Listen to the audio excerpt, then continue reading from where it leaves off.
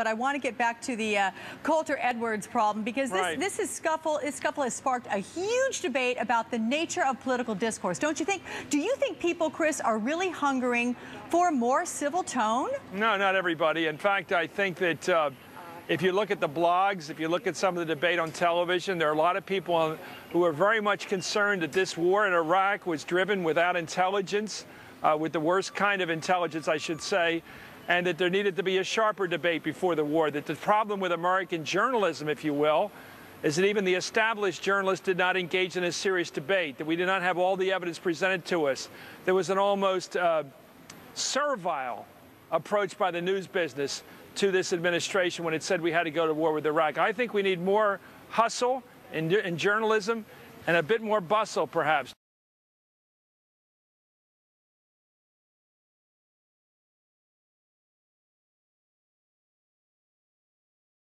Now, as to the personal things, where you have someone like Ann Coulter engaging in ad hominems and attacking someone's family and making light of the fact they lost a son at a young age, of course that's unacceptable. But in a world in which we live, we can't very well censor these things. We have to let them happen and then judge them accordingly.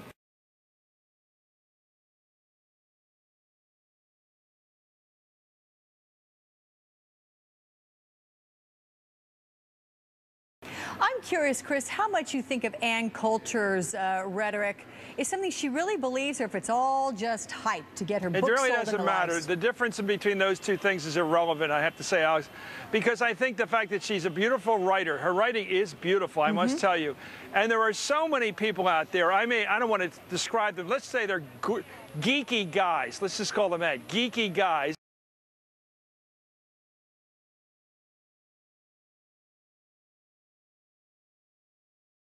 who aren't the coolest people in the world, but when they buy a book by her for 25 or 30 bucks, they can walk around the street holding an Ann Coulter book, and it gives them a certain panache, I guess.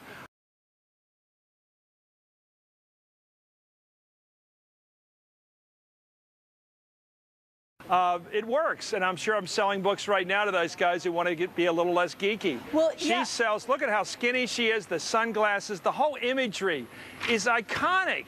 I mean, nobody looks like her exactly. She's brilliant at selling that imagery.